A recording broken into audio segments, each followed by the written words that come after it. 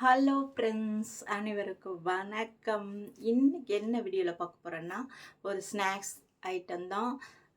மாலை நேரம் ஒரு ஸ்நாக்ஸ் சரிங்களா. டீ குடிச்சிக்கிட்டு சாப்பிட்ற மாதிரி ஒரு ஸ்நாக்ஸ் செய்ய போகிறேன். வேறு ஒன்றும் பிரமாதமாக ஒன்றும் இல்லைங்க, வடை தான் செய்யலான் இருக்கேன். பார்த்திங்கன்னா வடை வந்து பருப்பு வடை, பட்டாணி வடை, அப்படியெல்லாம் செய்வோம் இல்லையா. இன்றைக்கி நான் வந்து வெள்ளை சன்னா, அதாவது வெள்ளை சுண்டல் இருக்கு இல்லைங்களா, அதில் தாங்க செய்ய போகிறேன். வாங்க எப்படி செய்கிறதுன்னு பார்க்கலாம்.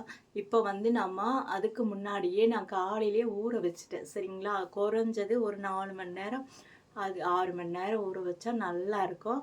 இல்லைன்னா ஒரு 4 மணி நேரம் ஊற வைக்கலாம் சரிங்களா. நல்லா ஊறினா தான் உங்களுக்கு வடை நல்லா மொறு நல்லாவும் இருக்கும் சரிங்களா. வாங்க எப்படி செய்கிறதுன்னு பார்க்கலாம். இப்போ தான் முதல்ல என் சேனல் பார்க்குறீங்கன்னா சப்ஸ்கிரைப் பண்ணிவிட்டு உள்ளே வாங்க, வீடியோக்குள்ளே போகலாம். இப்போ பார்த்தீங்கன்னா காலையில் நான் சாயந்தரம் ஸ்நாக்ஸ் செய்கிறதுக்கு ஏதாவது வேணுமேன்னு சொல்லிட்டு வெள்ளை சுண்டல் இருக்குது. சரி, அதில் வந்து நம்ம இன்றைக்கி வடை பண்ணலான்னு சொல்லிட்டு எடுத்திருக்கேன். நமக்கு தேவையான அளவு நல்லா எடுத்துட்டு கழுவிட்டு ஊற வச்சிடலாம். மினிமம் ஒரு 4 மணி நேரம் ஊறணும். 6 மணி நேரம் ஊறினாலும் இன்னும் நல்லாயிருக்கும். பாருங்கள், இப்போ சாயந்தரம் ஆயிடுச்சு. ஊறிருக்கு நல்லா. பாருங்கள் எவ்வளோ பெருசாக இருக்குது.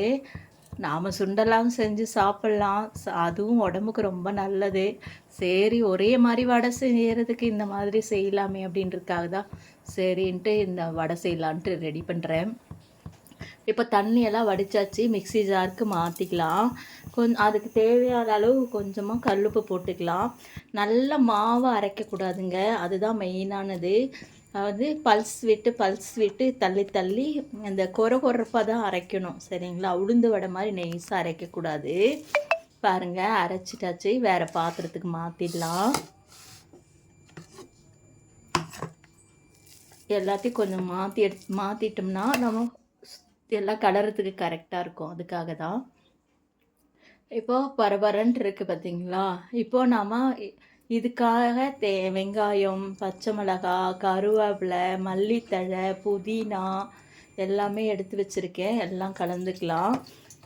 பச்சை மிளகாய் போட்டிருக்கேங்க காரத்துக்கு, கருவேப்பிலை, மல்லித்தழை, புதினா போட்டிருக்கேன். இதில் முக்கியமான இன்னொன்றுனா ஒரு 1.5 ஸ்பூன் அளவுக்கு அரிசி மாவு கலந்துக்கலாம்.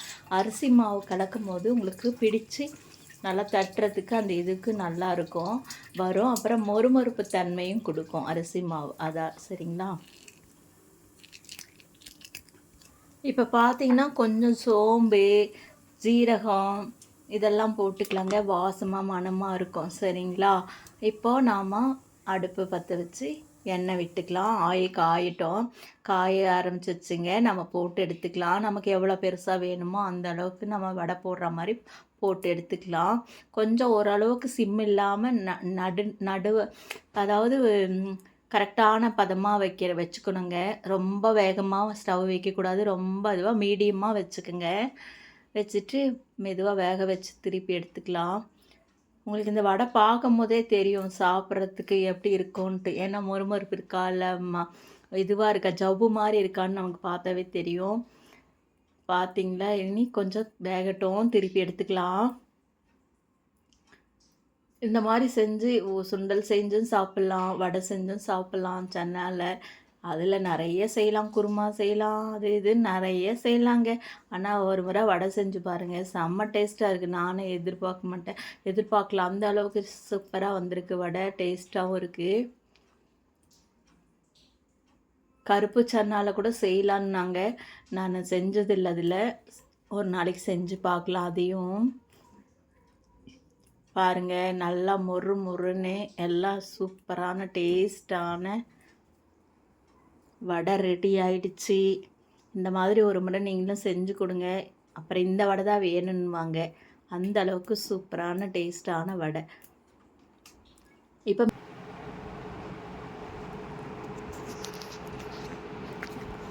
இந்த மாதிரி நீங்களும் அடிக்கடிக்கு செஞ்சு கொடுத்தீங்கன்னா குழந்தைங்க விரும்பி சாப்பிடுவாங்க. இதே தான் வேணும்னு சொல்லுவாங்க. அந்த அளவுக்கு சூப்பரான நமக்கு ஒயிட் சன்னாவோட வடை ரெடி ஆகிடுச்சிங்க. ஒரு முறை ட்ரை பண்ணி தான் பாருங்களேன், எல்லோருக்கும் பிடிக்கும் இது.